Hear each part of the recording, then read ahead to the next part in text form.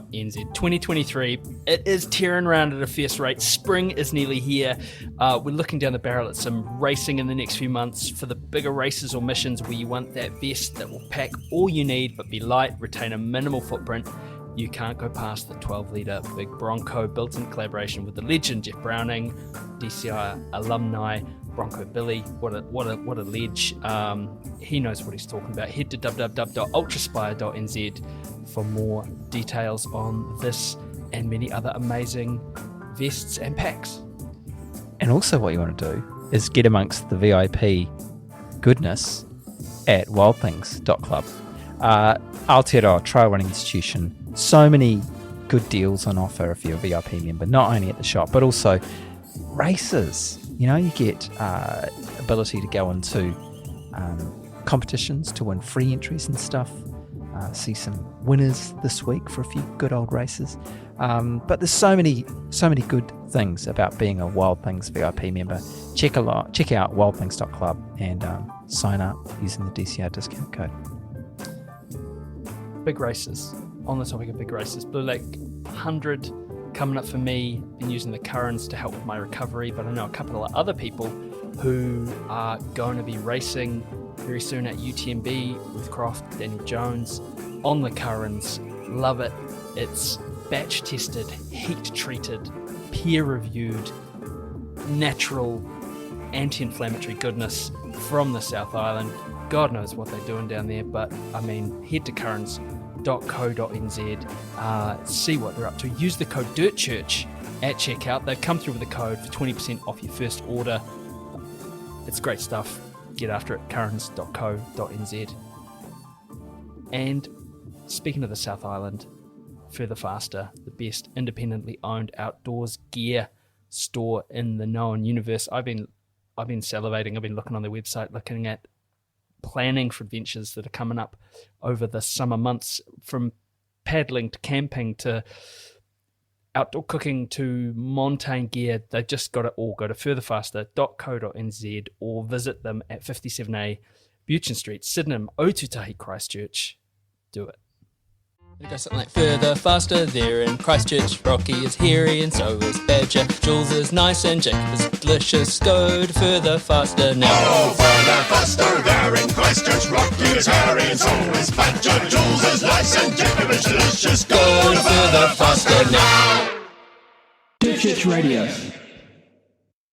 Ko Dirt Church Radio tēnei, e ruarau, e rimatakau te hōtaka.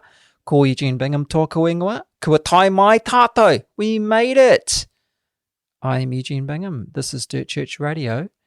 This is the week of Te Wiki o Te Reo Māori, where Māori Language Week, where Te Reo Māori, an official language of Aotearoa, New Zealand, is celebrated in March. So, kia kaha Te Reo Māori. It's also, as you may have heard me say, episode 250. Whoop, whoop. Now, this week is a little bit unusual in that you've got just me, Eugene, for these bits of the show, and then we switch over and you've got just Matt flying solo for the interview. Such is the busyness of our lives and our dedication to bringing you Dirt Church Radio. This week, Matt was lucky enough to catch up with Cath Wallis from Australia. She's an Athletics Australia accredited coach. She came to the realization that she'd lost herself and set about finding out who she was. And since then, she's run 9 ultramarathons, including stage racing in Oman and the Namibian desert. She has explored the world through endurance events and reminds us that completion is a worthy goal and you don't need to be fast, you just need to be brave. This is an incredible conversation that you are going to love and that I was gutted to have missed out on. Look, speaking of people from Australia pushing the limits, we recently heard from Gavin Clifton. He's a firefighter from the Blue Mountains in Australia. This weekend, if you're listening before September 16, he's going to be climbing up and down the Ferber steps in full firefighter kit, which Matt and I have been up and down the Ferber steps, and even without full firefighter kit, they are, holy hell. All of you have been to UTA. are probably sweating bullets right now just thinking about it. Anyway, Gavin is going to be doing this with a whole lot of other people, including Ben Berryman, who has been on the show and we commentated with at UTA, and Coach Mark Green, who is another previous DCR guest. Look, Gavin got in touch and here's what he had to say. I've been a fiery in the Blue Mountains for the last 8 years and a trail runner for the last 5 years, and have been conducting a fundraiser climb on the Furber Steps for the last 3 years, this year's event being on the 16th of the 9th. Prior to COVID, we used to climb the Sydney Tower in full kit to raise money for motor neurons disease. The tower climb was shut down due to COVID and never resumed. So we were asked by Macquarie University to create our own event as far as to continue our fundraising efforts. And so began the Furber Steps climb. 2020, says Gavin, I completed 6 reps, about 3 hours. 2021, 12 hours and approximately 42 kilometres. 2022, we upped it to 16 hours, starting at midnight and finishing at 4 p.m, knocking off just over 53 kilometres non-stop on the Furber Steps. Oh, that's making my quads shiver. And over the 3 years have raised approximately $50,000. This year, we're going for 18 hours, starting at 10 p.m. and finishing at 4 p.m. in the effort to raise 50,000 Australian dollars. Enter Ben Berryman last year. He was able to gather a crew of 36 BMMC runners who were there with me from midnight, with another 100 runners, fireys, etc., who joined in during the day. This year, the event has morphed into a community event. I'm currently looking at 300 people who are participating. Whoa. Look, get in behind what Gavin is doing. We will chuck a link in the show notes and you can find out more and also help raise money for motor neurons disease. Go, you good thing. Look, we've also got a couple of UTMB updates. One concerns previous DCR guest and Australian Sports Hall of Famer Troy Sachs. At UTMB the other week, he finished the OCC race, which is 55 kilometres with 3,425 metres of vert, if you don't need reminding. In doing so, Troy became the only amputee athlete to officially finish a UTMB event over any distance under the race cutoff. What an incredible effort, Troy. You are a dead set legend. Now, we've got something a little bit special from UTMB too. Dan Jones doubled up after Western States, of course, with his UTMB debut with the ASICS team. And he revealed that on his Dirt Church Radio interview a few weeks back. He spent the race pushing deep into the top 20, eventually finishing with 21 hours, 55 minutes for 12th place. We asked Dan, hey, look, straight after the race, you can't be that tired. You got time to send us an update? Of course he did, because he's a good sort. So here is that update. Hey everyone, I'm just giving a little debrief around UTMB. I'm actually checking in from Milan airport. I'm about to start about a 30-hour journey home, so if I wasn't stuffed beforehand, I'm going to be absolutely wrecked by the time I get back to New Zealand. Anyhow, it's all part of the fun and games. So UTMB, wow, for me, just an epic experience. Like, I went into this race hoping for a top 10 performance and I finished 12th, so didn't reach that goal, but what I did take out of it was, I think, everything I needed to, come back in the future and hopefully improve on that performance. And the experience itself, well, I got to join the ASICS Fuji Trail Camp before the race, a week before the race, and got huge inspiration from some amazing performances throughout the UTMB week. We had some really solid results and solid results from friends as well. So I come race day, lining up on that start line, you are greeted by the song Conquest of Paradise, I think it's called, and it's just something crazy. Like, makes me emotional thinking about that start line and the finish, because you hear it out there on the course as well, but on the start line your heart rate is at about 90 to 100. You're just waiting for the gun to go off and you're standing there for about 10 minutes. They play this song and everyone starts clapping, and I would highly recommend, if you do get the opportunity to go to any race in the world, this will be the one to go and support. It's freaking amazing. And yeah, even around the course itself, I mean, beautiful scenery, but what makes it is really the crowds. So even from like midway onwards, you know, when you're running even through the night, 12 a.m. to 5 a.m., you got people out there cheering for you, and they genuinely seem like they want you to get to that finish line. Like, I don't know, they have a vested interest in you, which they don't, but it seems like they do. And then, yeah, as you're coming through some of the high points of the race, so this race got 10,000 meters of climbing, and you need all that encouragement that you can get. Yeah, people are screaming, "Ale, Daniel! Ale!" And like, whoa, it really actually makes you pick up your effort and yeah, get you through to that finish line. Back in Chamonix, so that's the loop, 170 kilometers. Arriving there was next level. I mean, in itself, finishing 170k is really, yeah, it's a moment that you just want to appreciate and just soak in as much as you can. So I just cruised up that finish line straight after a pretty hard downhill. I was racing to try and, you know, edge into the top 10 at that stage, but missed out, and I was proud of a strong finish, but yeah, it just wasn't quite there for me on the day. But you know, I've taken a lot out of the race, and I think I can go back next year or in the future and really put together a solid performance, having been there and done it now. So just want to say a huge thank you. I've received so many messages, and I can barely look at the screen at the moment. Like my brain still feels fried, but I just really appreciate all the support I've gotten. I will put out another Substack article, so if you want to have a read, then yeah, the link's on my Instagram account, and you can go and have a read, a bit more of a proper sit down on the race debrief. So cheers everyone, and catch you later. What a legend, eh? And absolutely no doubt that Dan will be back and will be pushing deep into that top 10. Yeah, incredible stuff. Right, let us do this. Greatest run ever. Greatest run ever. Oh, I feel a bit of pressure because as regular listeners to the show will know, this is usually Matt's domain, so I've got a bit of performance anxiety, to be honest. But look, this is Greatest Run Ever, the part of the show where we ask you to write into us to tell us your greatest run ever. It doesn't have to be a race or a mountain summit, that time that you smashed UTMB or ran up the Furber steps. Might just be a run around the block, something that's sung to you for some reason. Send it into us, dirtchurchradio@gmail.com. This is from Kate Thomas, and it's titled Greatest Run Ever, brackets, recently, Low Tech Eats Humble Pie.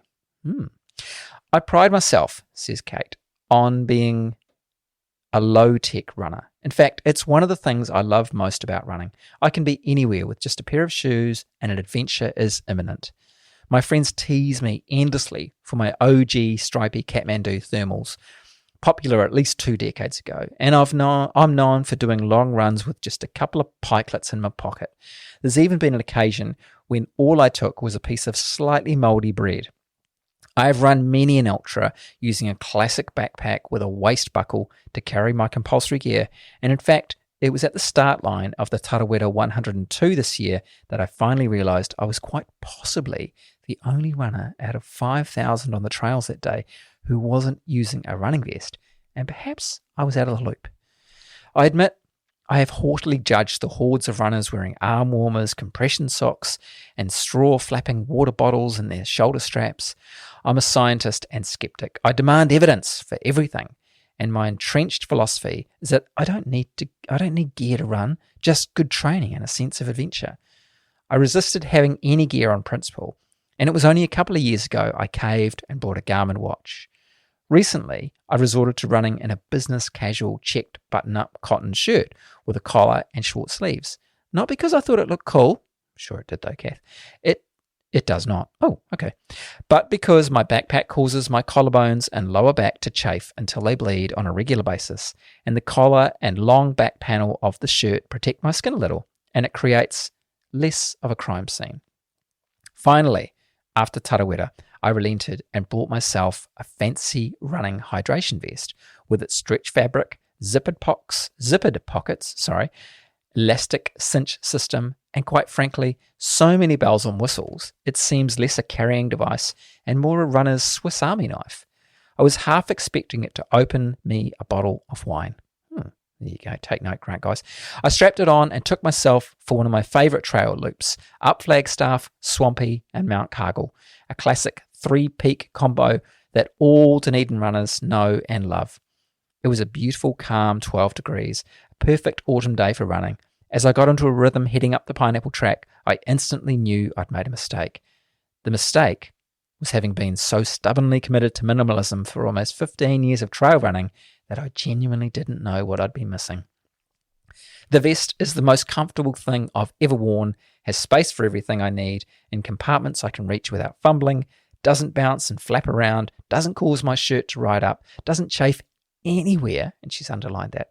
It truly is fit for purpose, almost like it's been designed by runners. Funny that.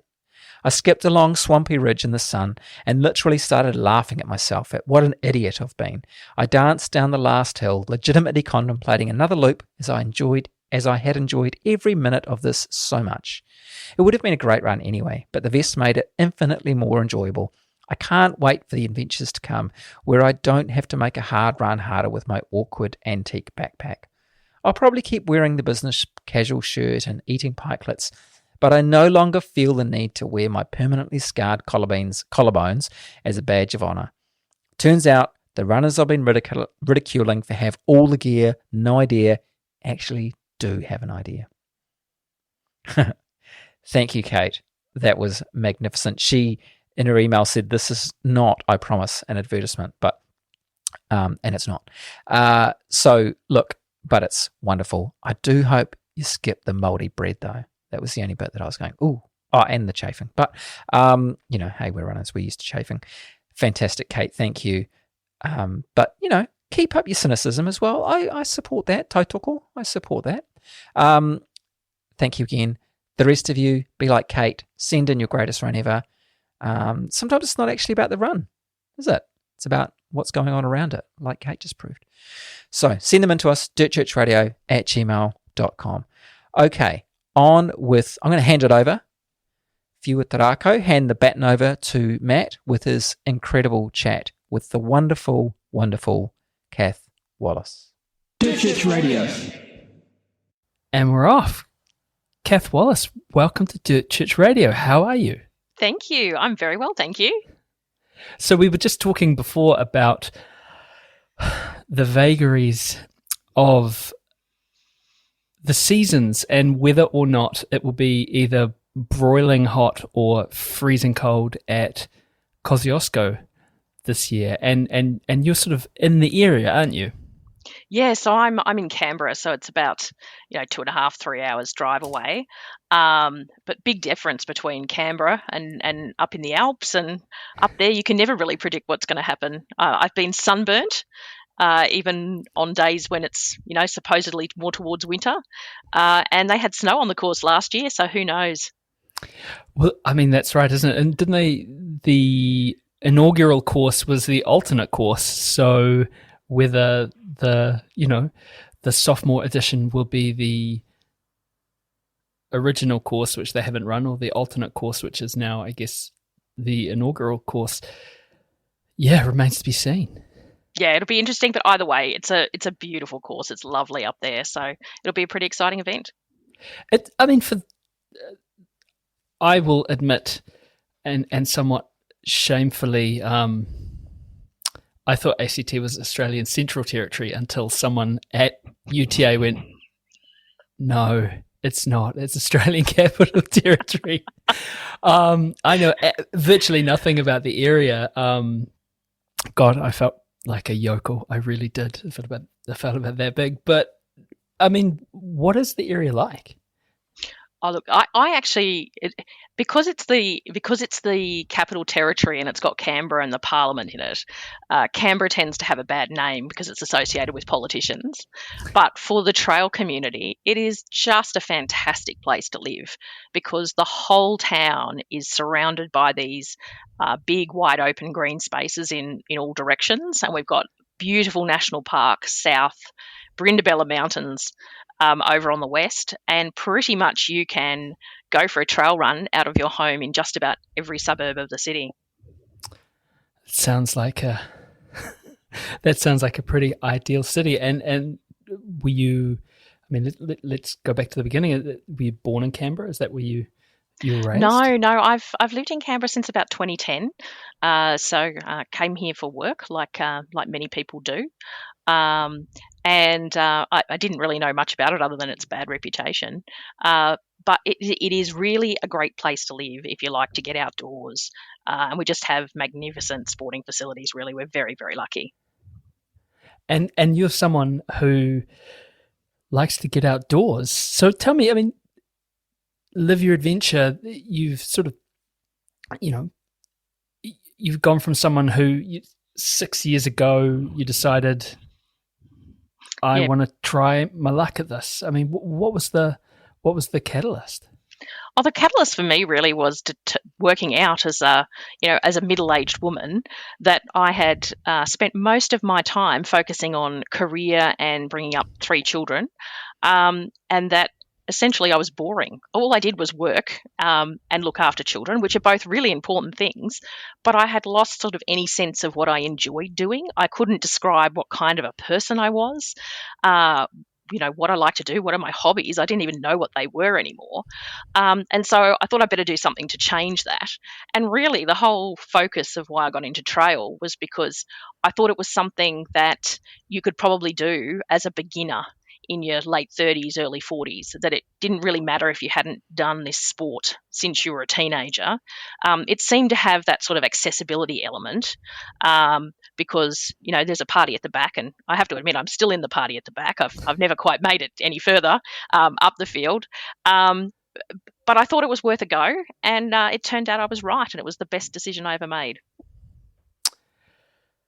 It's amazing, isn't it? The party at the back. People talk about People talk about it, and I mean, my goodness me, I am an average athlete, and yet I have never been right at the back. And I had an experience this year where I was at Ultra Trail Australia, and I decided that I was doing the night shift, starting at 6, going through to 6. I thought I'll spend my time wisely by just madly trail running all day.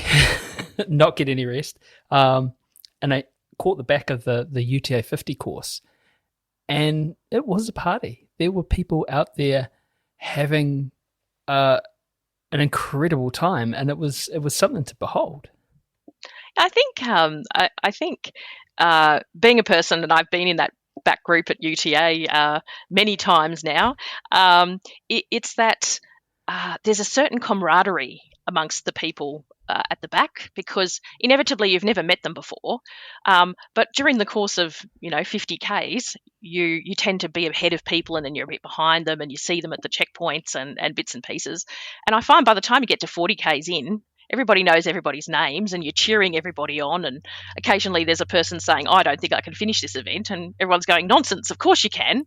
And I think the atmosphere of just pushing to complete your personal goal in that back group, and I have to say the magnificent people that these events choose as the sweeps for these events is what really creates that atmosphere that pushes you through to the end. And I mean, I had the experience last year's UTA Australia.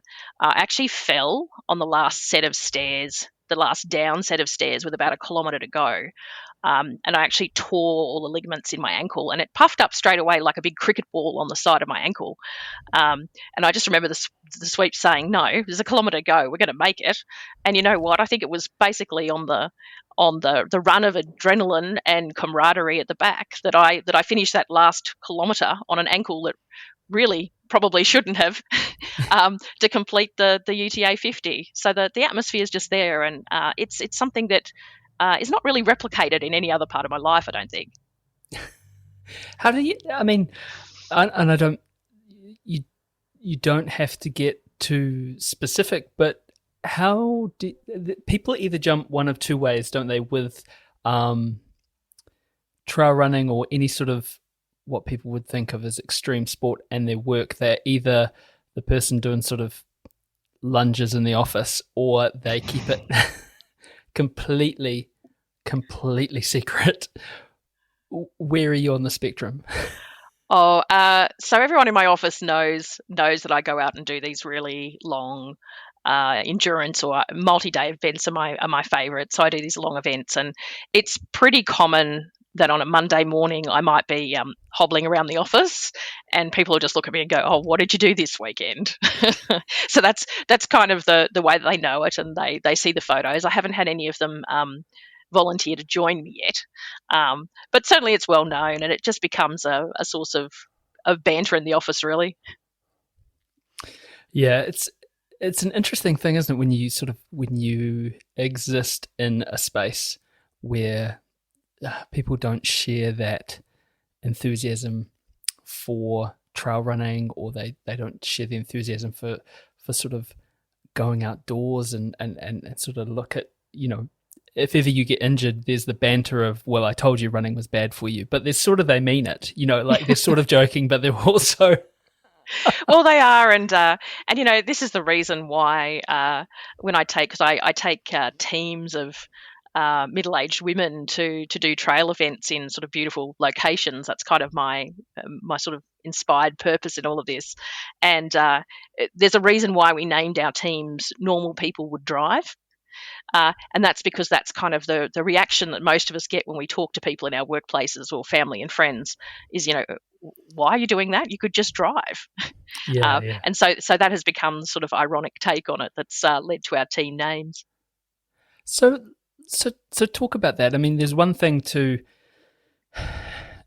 and those of us in middle age,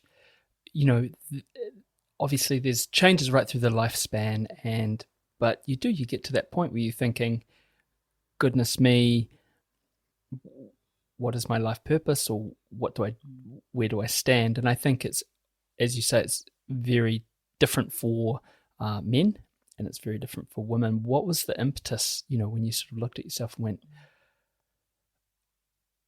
like you said, you didn't know who you sort of were. What was the first step to sort of finding that out?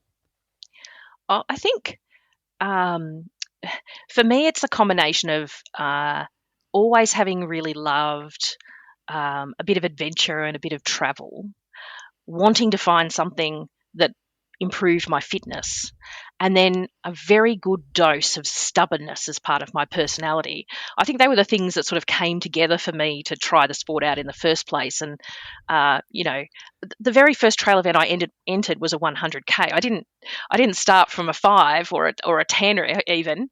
I'm into kind of picking that big goal that you're not quite sure that you can achieve, and having a good crack at it, because Right. At the end of the day, who's actually judging me if I don't succeed? And I've never not finished an event and thought, I don't know why I ever tried that, because every experience gives you something and brings something to you. And I think the transition for me was that, people started pointing out to me that what I was doing was not common, that there weren't actually a lot of people like me doing these kind of events. And I was doing some research, and apparently there's this phenomenon that I'm kind of coming into now, which is where apparently women between the age of about 45 and 60, you suddenly become invisible in society. It's like society forgets that you exist. And I was talking to a lot of women who were kind of in the same position as me, where they had either had their careers, their children, or both, and they were really kind of lost and not knowing what they were doing.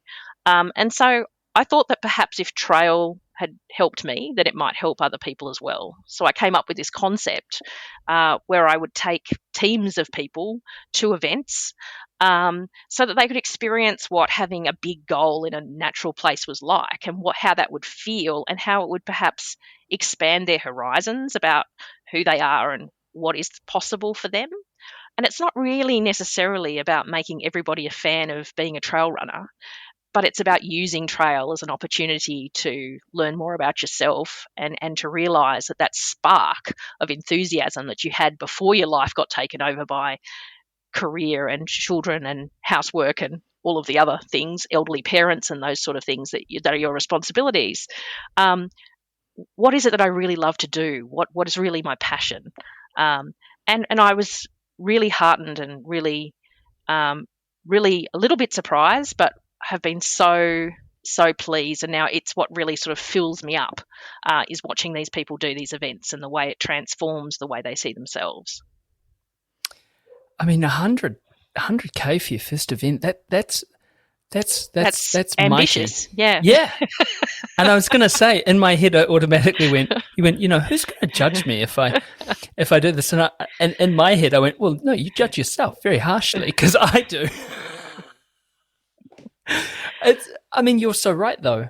It's why not give it a shot? And whatever that, whatever that goal is for you, if your 100K is a 5K, if your 100K is a 20K, or if your 100K is a 100K, what was the first 100K that you entered? So it was an event called the Canberra 100. It was a local Canberra event. It doesn't exist anymore, but it basically did a circuit around the outskirts of Canberra in a big loop, and I had a look, and it had a 29-hour cutoff, and I thought, surely anyone can do that. And I only entered actually with 4 months before the event. And at that stage, the furthest I'd walked was 5 kilometres. So going from 5K to 100K in 4 months, in hindsight, it was a bit ambitious. It's our strategy. It is our strategy. But I learned a lot about myself in that process. And what I did learn was how incredibly mentally tough I can be and how stubborn I can be. And I also learned that 2 o'clock in the morning, when you are trudging through the bush, getting startled by possums and not sure who jumps more, me or the possum, is a really sort of humbling experience, and a moment when you really start to think about what's important to you and put all the pieces together. And yes, I finished with 8 minutes to spare that first 100K. And I have to say, I've DNF'd 100K events being a lot more prepared than I was in that particular event. So I think what I've learned over the years is that, you could do the best possible preparation you can, and you do for every event. Sometimes things go your way, sometimes things don't go your way. But I'm not sure that the actual outcome of the event is really the key for me. The key for me is enjoying the event. It's all of the things that you do to get ready. It's about feeling that you've done everything you can to be worthy of stepping up on that start line to give it a good crack. And it's about being really appreciative of the event while you're doing it. I mean, I love trail events because I love saying hello to and thank you to every volunteer as you go past. I love when the speedy people cross over on a course. I think that's fantastic. And I get to see the amazing runners from the front, which I would never normally see because I'm at the back. And I love the fact that they always put these events in beautiful, beautiful national parks or other areas. I mean, that's just really my favourite bit. As soon as I can see greenery, I think that's when sort of my heart starts to sort of sing, and that's the bit that I really love about it. Yeah, there's nothing, and I guess I can only, having been introduced to, we're very lucky in Aotearoa, we've got some fantastic scenery, but, it's like the Blue Mountains is like the Grand Canyon in a jungle had a baby, and it's pretty bad. It's hard to get a bad view there. And furthermore, I'll say I would have thought in your neck of the woods, startling possums at night were the least of your worries. Oh, look, I try not to think about it too much when I haven't seen anyone for hours on a course. Well, I mean, I guess we adopted the dark. You guys were born in it, right? Like, what do we? I got savaged by a slightly aggressive chicken. That's the worst that'll happen over here. So we're doing all right. Oh yeah. Well, there's certainly, I would never go out for even the smallest jog or walk without a stake bandage around here. Yeah. No. Like, just no. Full stop. No. Eugene, and this is the thing, right? Talk about adventure and talk about that sort of the relativity of adventure. Being with Eugene and we were doing the year before at UTA, and we were going for a run and we were making a podcast while we were doing it. And so what we do when we're here is we jump off the trail to record, and we jump off the trail in the Blue Mountains, and then we'd both look at each other and jump back onto the trail because it was just so unfamiliar. What attracted you to, speaking of unfamiliar, what attracted you to the desert? Oh, so when I finished that first 100 kilometres, so that was just general Australian bushland, I of course said I would never do anything this stupid ever again in my life. That lasted about 4 weeks. And then I'm searching on the internet for something to do next. And I just happened to find this event out of Birdsville that was called the Big Red Run. And it was a multi-day event format, sort of the classic 7-day, 250-kilometre format. And I rang them up and I said, do you take people who are slow and are at the back? And they said, yeah, of course we do. And so I thought, wow, I've never been out there in the Simpson Desert before. This looks like a worthy goal of training for and preparing for, and of course I always ambitious, thought, and it's only 42 kilometres in a day instead of 100, so I should be all right. So I signed up. And these are how these things always spiral for me.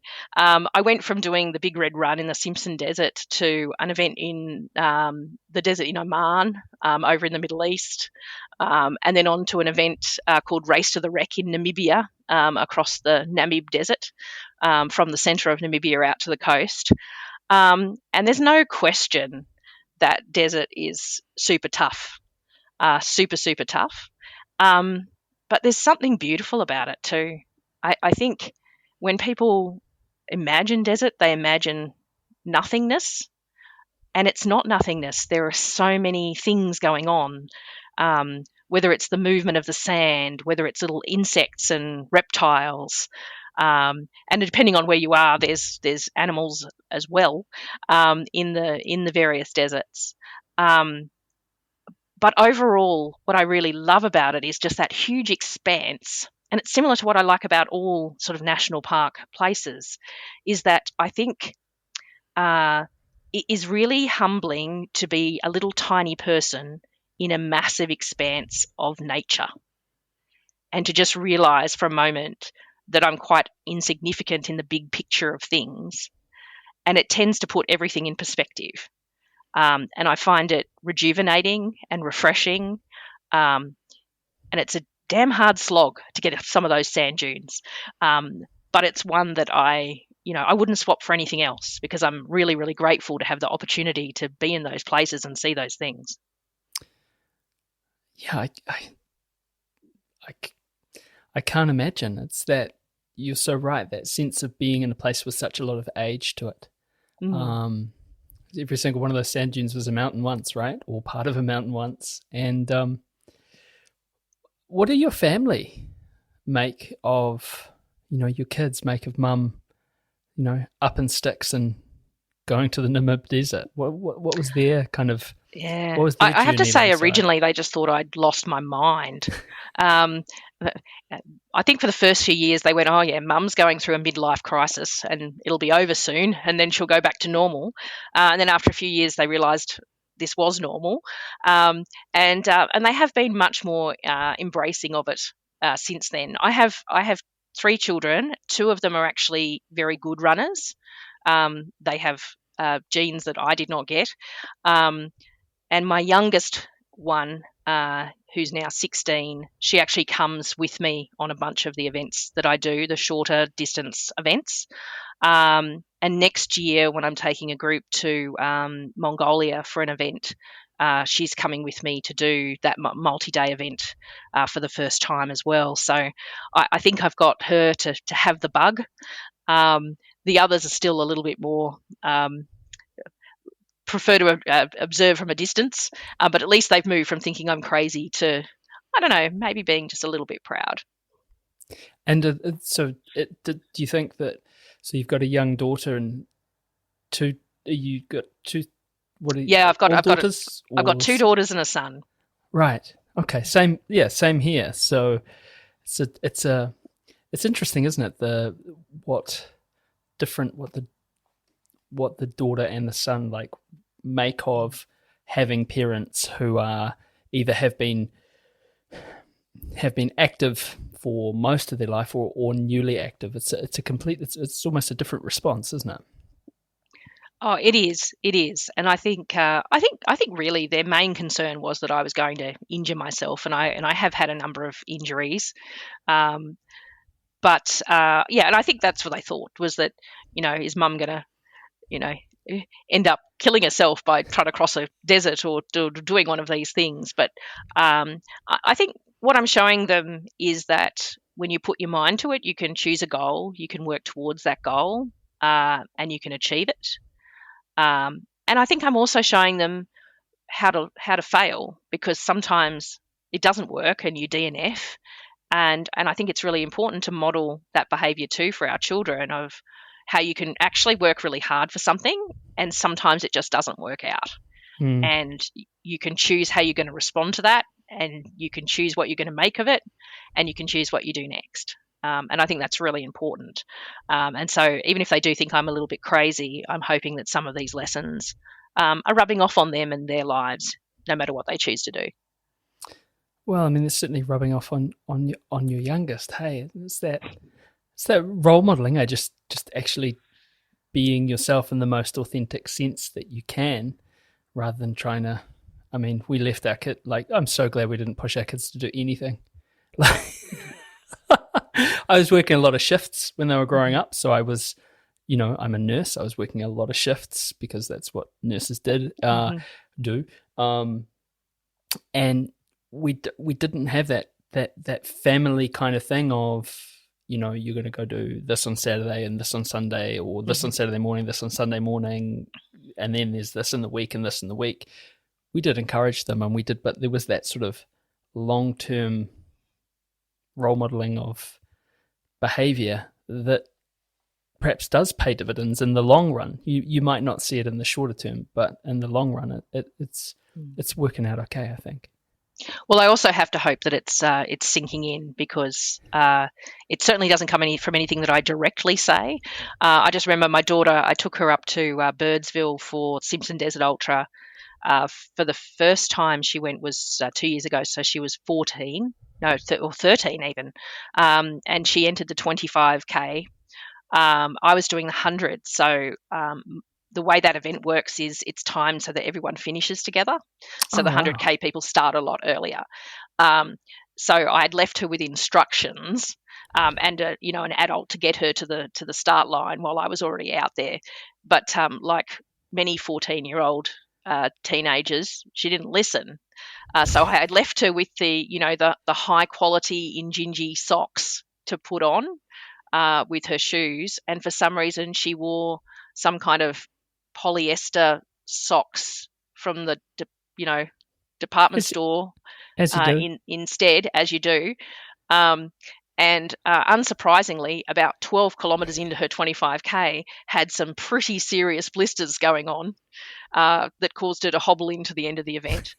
But I did note that the following year, when she went back to do the 25K again, she had the correct socks. She'd learned from her experience the year before and finished the event a good hour and a half quicker than the previous year. It's funny, isn't it, how your teens will, and this is the thing, they, even though they're soaking up the information and obviously they're doing it, you might as well be. I mean, my goodness me, you have far more. Like, you've raced in Namibia, I haven't. You've done the Desert Naman, I haven't. Nothing like that. My daughter, our middle daughter, she runs. She did her first marathon at Blue Lake last year, and and I might as well be a potato. Any word of familial, just general advice. Hey, not trying to be, just, you might want to do this. And she just kind of snarls at me. And but we've got a friend named Scott Bougen, fantastic dude, and he just looks at her and he'll go, "Lola, eat," like that if we're out on a run, and she'd be like, "Yes, Scott." And I'm like, wow, it's almost like I haven't been having that conversation with you for the, it's amazing what they choose. They choose their own way, don't they? And it would have been a worthy learning experience. They do. And so I've kind of learned that, particularly with your own children, I'm much better off just modelling the behaviour, or, gently suggesting an expert that they go and listen to say the exact same thing that I was trying to tell them. But, that's what children have been like for all time, isn't it? I'm sure I was like that too, and I'm sure children in 100 years will do it as well. Oh, absolutely. When you take in I'm fascinated by the group. How do you select people, or is it a thing of you sort of make the commitment, pay the money, and then, or is there a selection process? What are you considering when you're thinking about taking a group of people to somewhere like Mongolia? So for me, it's all about having people with the right attitude. So I always describe it as joining my team to come with me to do this event. And the event, the group is it's a non-competitive group. So you can be as fast or as slow as you are. But what I expect for people who are in a team with me is that we'll support everybody in the group to finish. So I'm very clear from the start in the information pack that I put out for my teams that I expect people to, be there until the last person finishes, to cross that line, for example. That's really important to me. I expect people to give freely their advice if they are more experienced, and to feel free to speak up if they are less experienced. When I run my groups, we connect through, a closed Facebook group, and we have regular group meetings and things. But when I give people their training plans, we encourage people to get out and share their training, but I'm not interested in them sharing how fast they went or what their interval looked like or their Strava feed or whatever else it is. I want them to share the view from their run or the most interesting thing they saw on their run. So I want people posting their pictures of the magnificent sunrise they saw, or the tree, or the bird they ran into, or the dog they petted on the way, because I think these are the things that are actually important in a group. It's about enjoying and experiencing and forming those bonds. And I think not only does it help for the group and for the team, but one of the biggest takeaways that I've had from all of the events that I've done is the people that you meet, and the lifelong friends that you make when you go and you do these events. I think there's nothing that creates faster friendships than a bit of hardship, and it really does give a bond that puts you together. And so I ask people when they want to come and be on the team, why do you want to? And I want people to be a little bit scared, and I want people to feel like they're a bit out of their comfort zone, and I want people to approach it as an adventure. And that's really the criteria for any of the groups that I take. And is it people mainly, is it, like you said, I keep going back to that thing that you said before about how between 45 and 60 women become invisible. Mm-hmm. And I wonder, why that is. Do you have a sense? No, I don't know why it is, and I think it's it's a feature of Western culture and Western society. I'm assuming it's something to do with the way in which we see people, particularly women, as valuable when they are, youthful and attractive, are sort of the features that people still value. I mean, when you see, you see it even if you look at television. So you'll see men with grey hair reading the news, but how many women with grey hair reading the news are there? There are definitely different societal standards for who we seem to perceive as important in society. So in relation to in my teams, I mean, I don't put a gender or an age on them, but I think, and I understand that this is quite common, is people tend to attract people who sort of fit in their own demographic anyway. So while I do have people who are younger and people who are older, and I do have men as well as women, it is the case that the majority of the people that come and do these events with me do fall in that females aged between, I'd say, 40 to 60 age group. I read an article in The Guardian. It was Charlize Theron, and she was saying, what was the headline? No, I haven't had bad plastic surgery. I'm aging. You know, that was the...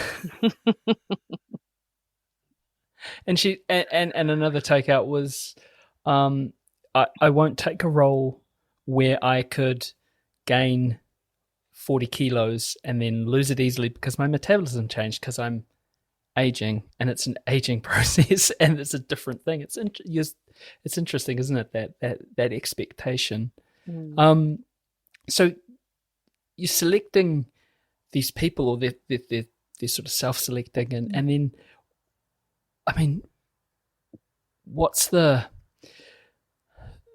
process from there? I mean, is there a lead in? Is it a shared training?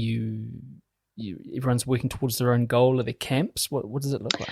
Yeah, so I do mine through online training. So I'm an accredited coach with Athletics Australia, and I produce people individualised but online training plans, because, you know, within the groups we have people who, you know, there are some people who used to be athletes when they were younger and have had a break, but the vast majority of people are starting from fairly sedentary lifestyles, or they did a few years ago and now they're sort of stepping up to their next level.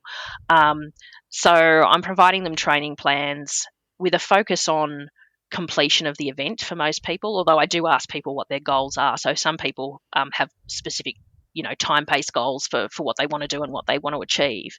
But for most people, what we're looking at is completion of the event. And I take quite a different training philosophy to most people. I mean, I don't know what it's like in New Zealand, but in Australia, most training starts from, you know, first we'll do like a couch to 5K, and then we'll do 10K, and then we'll work our way up to a half marathon and a marathon and maybe an ultra eventually. Whereas I train by teaching people to fast walk first, and then to incorporate running, to make it running, walking intervals, and eventually you may or you may not, depending on the individual person, move up to running the whole thing. So we have people who are fast walking the whole thing, people who are doing it with intervals, but I really do say, you know, we don't actually have to start with 10K, or we don't have to start with a half. If you really want to do a multi-day ultra marathon, or you want to do the 50K Ultra Trail Australia, we can start from scratch. We're just going to start by learning to fast walk it, and we'll go from there. So it's quite a different approach I've found to what a lot of coaches are coaching, but I think it caters to a different group of people, and I think it's good to have variety out there. I hesitate to ask this question. I know there's a lot of dickheads out there. Do you get any stick for that approach? Because there's this whole, sorry to be so blunt, but I was trying to sort of zhuzh it up, but there's some real dickheads. Do you get any stick about that? So I have over time. You know, there's this concept that if you're walking an event, you know you're not really doing the event. No. You know, did you really do the event? Did you really? But you know what? I've actually never had that attitude from anyone who actually does the events. That attitude for me is by the observers on the couch, or the trolls online, because I do get trolls online, who are sort of suggesting that it's not real. You're not really, and you haven't really earned your medal. But I don't know. I challenge them to all go out there and do Ultra Trail Australia 50K in the Blue Mountains in cut-off, and tell me that that's not actually something that you have to work for.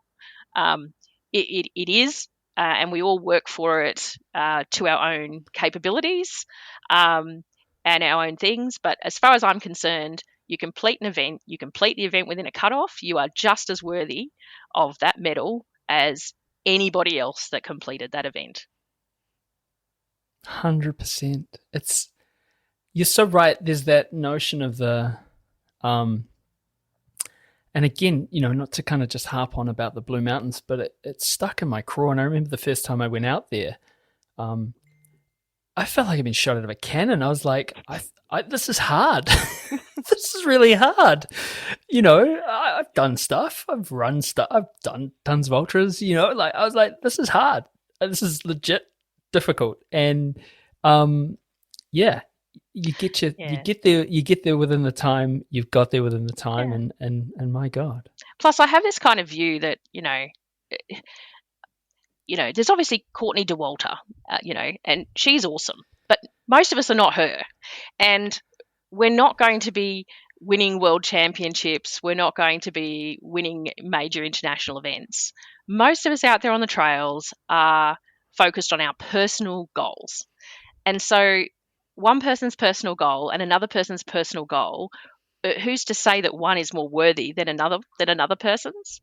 And I always compare this. There's a natural talent thing in there as well as an effort and determination factor. And I like to compare it to people learning languages. Like, some people pick up a language really fast and they are really fluent, and someone else can do the exact same amount of training of hours and practice, and they're still stumbling through their pronunciation of words. Is one person more worthy than the other when they both actually work just as hard, but their talent and skills are different? And I think that this is the same. And I don't really understand why it is that people think that they can judge people in terms of some kind of good or bad, indicia based on whether they're at the front of the pack, the middle of the pack, or the back of the pack. But I have to say, though, that I actually think trail is a pretty accepting community. I love the fact that when I go and do events, pretty much everybody that you pass on the trail says, "You're going great, keep going, not that far now," or "Isn't this view spectacular?" or "Isn't this weather horrible?" Or whatever it is. That discussion that you get on the trail, I've been to some events in some other sports where other competitors are nowhere near as friendly. So, I think this is the right sport for people and their personal goals. Yeah, it's so interesting, isn't it? You think about the bell curve of existence in Courtney Dauwalter, or you think about, say Jim Walmsley. Although he stayed for 2 years in France just prepping for that one race, Courtney was out there just like winning everything this year. Even on that bell curve, right?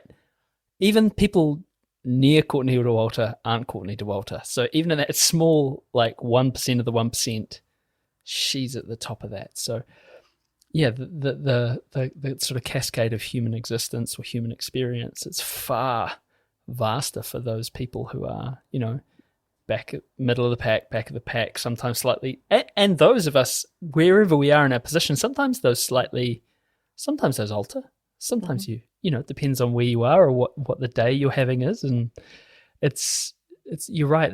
I wonder if it's that sense of, it's obviously whatever that person is who is being the troll is sort of triggered by, or is kind of feeling themselves, that's the manifest in such a hurtful, stupid manner. Yeah, and I think that the most disappointing part of it for me is that I hate to think that there are some people who are not following their passion, who are not doing these things because they're worried about what other people are going to say or think about them. I think that's really the saddest part for me, because I think we should all enjoy getting outside and, moving our bodies in nature and seeing what we can do, making those friends. And it's really disappointing if people are missing out because they're worried about being judged. I wish I had your self-assured. I wish I was as self-assured as you. I remember sitting on the last ultra I did, I had gastro the week of. I had gastro at the start, and I remember sitting on a log halfway through the race in tears, just going, I don't want to do this anymore. I just can't. I'm too sore. My time goes out the window. Everything's wrong. And it was my self-judgment that got me to the finish, because I was like, I can't get in another helicopter. I've already got in one. At this race, one time I got put in a helicopter, and everyone bloody knows that it would be Matt from Dirt Church Radio getting in that helicopter again, and I judged myself so harshly. And in that instance, it kind of worked, because I got up and sort of gave myself an uppercut and kept going. But yeah, it's refreshing actually to hear someone be like, yeah, who cares? Yeah. I mean, one of the sessions I do with all of my teams is about mindset. And we talk about those moments that you're going to have, those low moments, where all of your self-doubt, all of the things that people have told you when you were a kid, that you weren't fast enough, that you're not good enough, that you're too stupid, why did I think I could do this when obviously I can't, all of those kind of things. And what we actually do is we get people to practice what they're going to do, like to pre-plan. What are you going to do when that moment hits? What are you going to say? What's the line that you're going to pull out? Because it does indeed happen to most of us in those events, and it definitely happens to most of the people who are in my teams, because I think they've always believed that they couldn't. They're daring to think really big for the first time. And when you do that, it's scary. And when you do that, all of those sort of demons inside you are going to fight and say, no, you're not good enough.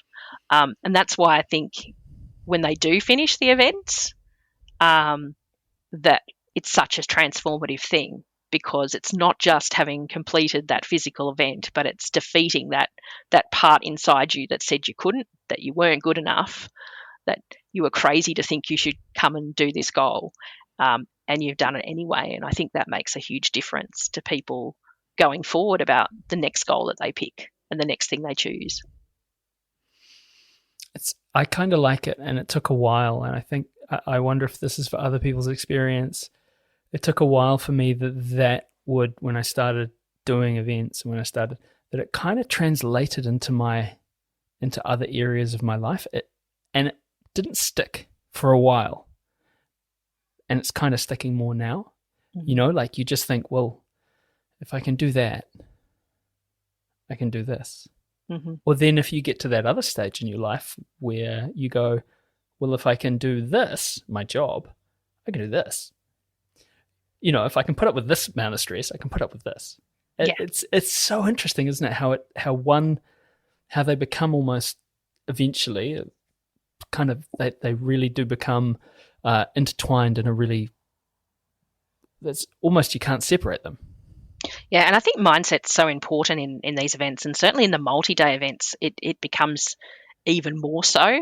And I have multiple times had young, sort of 25-year-old age group males who've, absolutely run so fast on day one, and by the time they get to day 3, I come into a checkpoint and they're there and they're looking grim, and they're thinking about pulling out of the event.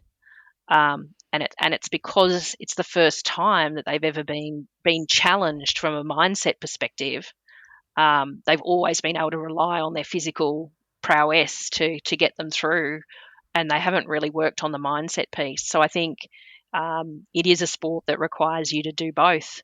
There's another group of people which I fall into, the super stubborn, where you also have to make sure you don't take it too far.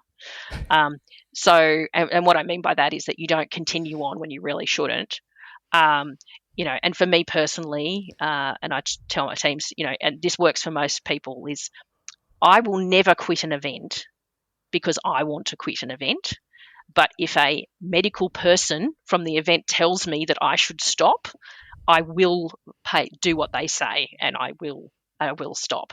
And that allows you to kind of find that balance between, because you want to defeat your mind that's telling you can't, but you also don't want to create a position where you have to give up the sport that you love because you've given yourself some permanent injury that you're never going to come back from. Well, it's like you said at the start. I mean, and I find it, I know Eugene does, we both kind of enjoy training more than we do racing. Like we love training. I love it so much. And when you're in this, and so where I'm at now is I'm just starting to get into my taper. I've done the big weeks, and I'm like, oh, I want this feeling to go on forever. You know, not in a week when I'm chewing the wallpaper and being super annoying to my wife and kids, you know, and my coworkers, but this feeling now. And the thought of actually not being able to be like this or taking months, yeah, that's kind of scary, isn't it? Because if you push through that and then you wreck yourself completely, what do you have to show? Yeah, exactly. And I've had a couple of injuries in the last couple of years that have really required me to take a step back for a few good months. Of course, I've dealt with it by just picking an adventure goal that isn't trail running so that I could do something else for a while. You know, because I was having a really bad run with some leg injuries last year. So I went on a kayaking multi-day event instead, so I could rest those legs for a bit. So there are other alternatives while you're getting ready, but certainly I think as I've continued on with this sport, I've found that there's such a link between good mental health for me and getting outside and doing this, that if I can't do it, it really does negatively impact on my mental health. So it's all about finding that balance. And I'm still working on that. I have no magic formula. But certainly this is a sport that, you know, I'm inspired when I see, you know, and I follow all of the major multi-day events, whether it's Racing the Planet and, you know, all of those ones. And, you know, there are people out there in their 70s doing those events. And I want that to be me. That's what I want to be like, still getting out there, still doing events. And so it's important to try and preserve your body to be in it for the long haul. It's amazing, isn't it? And again, it comes back to that sense of, and not to like that sense of self-judgment. I watched the video about Tour de Jean the other day, you know, and there's people in older middle age, there's people in older age going out into the mountains, 300 and something kilometers, goodness, how many thousand meters of it, tens of thousands of meters of vertical gain, you know, and just doing this. Tell us about, you're a intercontinental swimmer. What was that about? Picking a big goal. I've been doing some trails for a while, and I saw this event, and it's a little bit. There's a trick. I'm happy to share the trick. Okay. If you want to become an intercontinental swimmer, the shortest intercontinental swim is from Europe to Asia. Right. How short? 4 kilometres. Still a long way. So it's a 4 kilometre swim. It's in Turkey, and they run it on Turkish National Day. You swim across the Dardanelles. Wow. And it's busy as Bosphorus. It's the busiest shipping lane in the world. It's called the Hellespont Race. And they close the shipping lane on Turkish National Day for the morning, so that about 1,000 people or so can do the swim across from Europe to Asia. So I saw this event. It's got a whole heap. It's got Lord Byron was the first person to swim it, and he swam it breaststroke, and it comes from an ancient sort of Greek myth Of course he did. as a background. So I thought, that sounds really good. So like most of these things, first thing I did was sign up. Then I went down to my local swimming pool to see how far I could swim, and the answer was 150 metres. So then I planned out a training plan for myself to get myself from 150 metres to 4 kilometres in the 6 months. I'd never swum in an ocean before either, just, you know, as an aside. Well, you live in Australia, it's best not to, right? Like, so I got in my local swimming pool, did lots of swimming, found fantastic swimming coach, Andre from Ocean Fit in Bondi, who taught me how to swim in the ocean, and went off and did the event. And once again, met some amazing people, had a fantastic time. It's beautiful and warm. See your New Zealand listeners would love this. It was 24 degrees in the water. And that comes with its own challenges, though, doesn't it? When you're in water that is essentially like being in a bath. I mean, isn't there a problem with the potential for sort of dehydration because you can't sweat or overheat? Yeah, it's I mean, it's a 2-hour swim, so it's not too bad. And that's a 2-hour swim because I swim just as slow as I trail run. I'm a backpacker in the ocean as well. But I do. I mean, my main moment was I was in the water, and suddenly I saw these sort of white see-through things, and I thought, oh, jellyfish. Did jellyfish sting in Turkey? I don't know. I hadn't looked that up. So it is an interesting thing. And I'd also I'd never done a proper ocean swim before. So this was very much a new thing. But there was definitely a moment when I was in the middle of that shipping channel, and I'm looking around and about how wide it actually is and thinking how deep it actually is. And I was actually quite scared at that moment in time. But like most things, I just told myself, if you just keep, not one foot in front of the other, but one stroke before the next, and eventually get to the other side. And it's a magnificent feeling to finish, and to say, well, you know what? Ordinary people can have massive adventures and do big things. You've just got to pick the goal and work towards it, and you really can do it. I mean, I think one of the most privileged things about doing this podcast is the fact that we surround ourselves with, seeming like, that's the thing, isn't it? On that scale, you wouldn't say extraordinary or ordinary, like you have a normal job and a normal existence. You don't live in a yurt. You may do. It's very nice. But you don't sound very ordinary to me, Cath. Accredited coach. Guiding tours around the world. You're a desert raider, multi-stage. You're intercontinental swimmer, 9 ultramarathons. That's huge. It doesn't sound ordinary at all. Oh, look, I suppose when you look at it that way and you do it as sort of like a catalogued list, it sounds kind of impressive. But from my perspective, it's just about picking one thing at a time and choosing one goal at a time, and doing it. And 6 years ago, I'd done none of this. I wasn't a coach 6 years ago. I hadn't been to any of these events, and I'd never done a single trail event.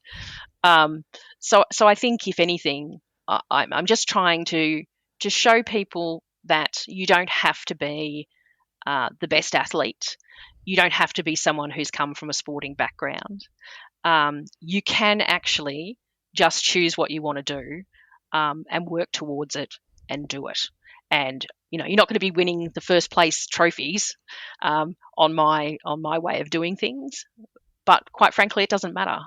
I suppose my overall philosophy is that completion is a worthy goal in itself. And I think that people can focus on completion and be just as happy as people who have other goals within the same event. And other goals are not wrong or inferior or superior. It's just that everyone has their own goal, and this is a way of doing it.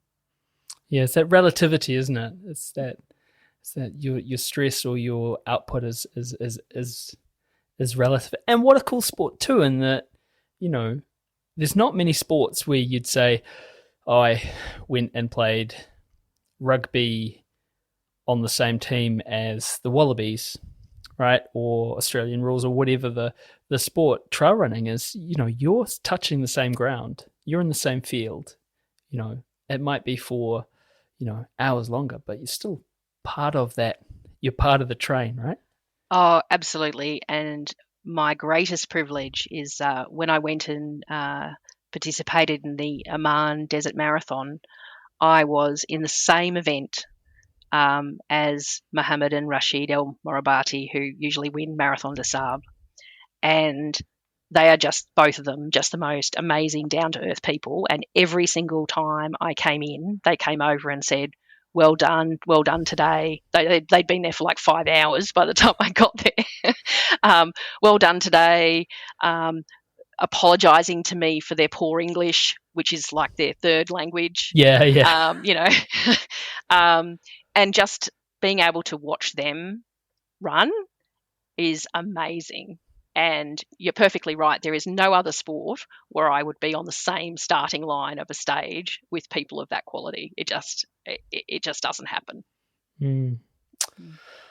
How incredible! So, Mongolia, what does that entail? Yeah, so it's an event called the Mongol 100. So it's 100 miles.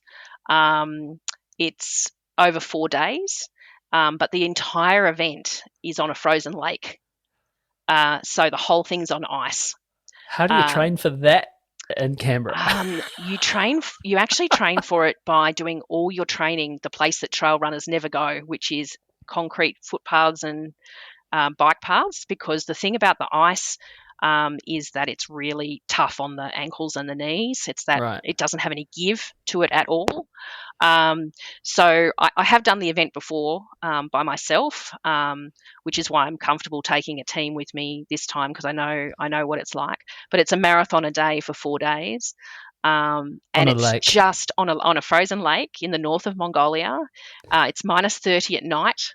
We do sleep in gers, so your yurts from earlier. I will be a yurt person, but cool. only for 4 days though. And it's just the lake has snow-capped mountains on one side and boreal forest on the other. And in the night when it drops to -30, you can hear the wolves howling in the distance. It's just so beautiful. The lake itself is heritage listed because it's the purest water source in the world, because it's so remote and not polluted by other people. So it is really a stunning event. Absolutely the opposite to the desert and quite different from the Blue Mountains. But it's really a very special place, and I'm very, very excited to be going back. And it's a crucible of humanity as well, isn't it? It's one of those, like, the melting pot. They did some research, and there was Genghis Khan's DNA is in like quite a number of the percentages. It absolutely is, because his empire was quite extensive through all of Asia, India, and into Europe and Eurasia. Mongolia is also the first place that they found dinosaur eggs, fossilized dinosaur eggs. And in fact, some of the excavations there in an area that's the Mongolian name is a bit difficult for me, but the English name for it is the Flaming Cliffs. And the people that did the excavations there are apparently what they modelled the Indiana Jones stories from, based on the people that used to do the excavations there. So it's a fascinating culture. It's the most sparsely populated country in the world. The people are, because it's still a nomadic culture, they have a culture which welcomes visitors, because one day they might be a visitor to your place. Right. So some of the most friendliest, caring people that I've met. And it really is a beautiful place if you ever get a chance to go. Oh, look, and it sounds amazing. And the Flaming Cliffs sounds like a uniquely Australian name, actually. And I feel I'm not often speechless. That just sounds absolutely incredible. And how many people are you taking with you? So there's 20 in the team, so 21 with me. And the whole event is actually only 40 competitors. So we are half of the event. Wow. And another exciting part that I had not anticipated, but which has arisen, is because of the team that I'm taking, the actual event itself, for the first time ever, it's effectively an international trail event that's going to be 73% female. And the company that runs it's called Rat Race. It's a UK based company, and their lead and their operations manager are both female, and the local in-country Mongolian lead is also female.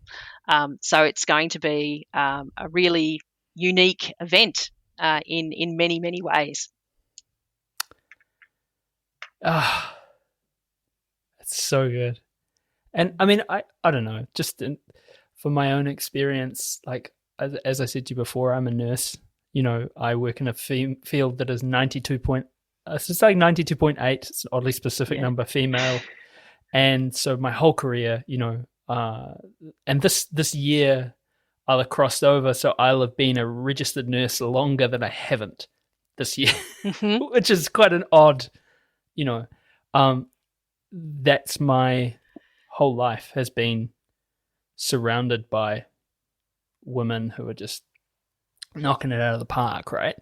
And it feels really heartening that in the kind of the normie world that this is kind of happening too, because it shows that it's just not, it shouldn't be a thing, but it is a thing, right? It shouldn't have to be a thing, but it absolutely is. Yeah, and I'm hoping that, little steps by those of us who are focusing on completion will bring more people along into the sport. I don't think any of us can underestimate the impact of people like Courtney Dauwalter in terms of encouraging more women to get into trail running or to get into the elite side of trail running. But it's like most of these things. It's, if you don't see it, then you don't realise that you can do it. And I'm seeing more and more events where the numbers are closer to 50-50 now, which is really good, and hopefully that will continue. Well, I think UTA, I can't remember now, but I know that the 11, the 22 are significantly higher female participation than the male, and I can't remember on the 50. It's creeping up. Maybe it's 60-40 male to female, and then the 100 is the one where it kind of it drops off, and it's a predominantly, not exclusively, male event. But yeah, how good? 73% female, trudging around a frozen lake, the top of the world. Where else would you want to be? Yeah, that's exactly right, man. Kids are like, Mum's gone to Mongolia again. It's pretty cool. How's your mum? Oh, she's in Mongolia. Right. Cath, you've been so generous with your time. And if you wouldn't mind, I'd really like to catch up with you when you get back from Mongolia so you can tell us all about it, because that sounds incredible. But I'd love to. That would be fantastic. Yeah, absolutely. But for now, I'll ask you the question that we ask everyone who comes on Dirt Church Radio, and that's, hey, Cath Wallis, what's been your greatest run ever? Oh, see, that is a tricky one. I think actually, even though it's sticking to the Mongolia theme, but the very last day of the Mongolian event last time, we had really good weather up until the last day, but the last day the wind whipped up coming off the Siberian plains, and it was really, really cold.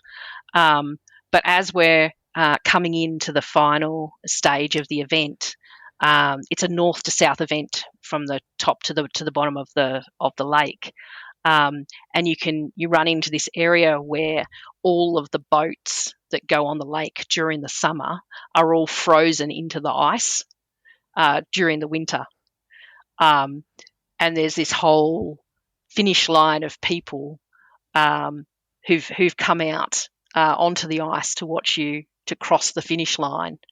And it was just such a surreal experience to know that you've crossed this lake in this remote place, in this sort of trying conditions, and just that magnificent feeling of knowing that you've actually done it. And I think looking around and just that sense of overwhelming gratitude for the privilege and the opportunity to be there and doing this thing. So I think that's got to be my best moment. That's the first Mongolian frozen lake based greatest run ever we've ever had. So yeah, that's pretty hard to beat. My goodness. Cath, thank you so much for coming on Dirt Church Radio. Really appreciate it. And I mean, God, talk about a profound sense of gratitude. Thank you for what you bring to the community and the sport, and your encouragement of others, and your advocacy for people challenging what they might deeply feel to be true. No, thank you. It's been magnificent talking to you, and hopefully I'll see you out there. Yeah, hopefully you will, and we'll definitely get you back after Mongolia. Thank you.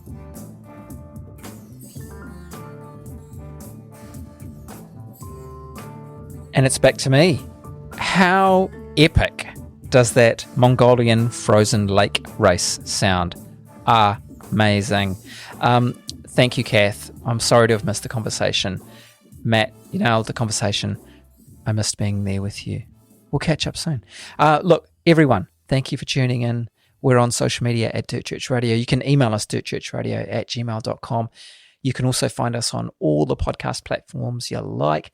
Just head along, like and follow us if you fancy it. Sometimes they say subscribe. It's always different. Do whatever you feel comfortable with.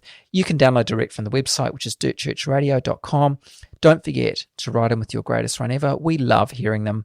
They are fantastic in all the different interpretations that people put on them. Have a read of them on the website if you like. We keep all of them there, dirtchurchradio.com. And then send your one into us, dirtchurchradio@gmail.com. The pile is running a little bit low, so now's your chance. Get in there. Thanks to our sponsors, Scott Running, Further Faster, Currans and Cieli. And thank you to our Patreon patrons. We love you. And Wild Things. Stay tuned for our show in 2 weeks when we have another great show lined up. Don't forget, kia kaha te reo Māori, hei konei, hei kona. Thanks, Rigby.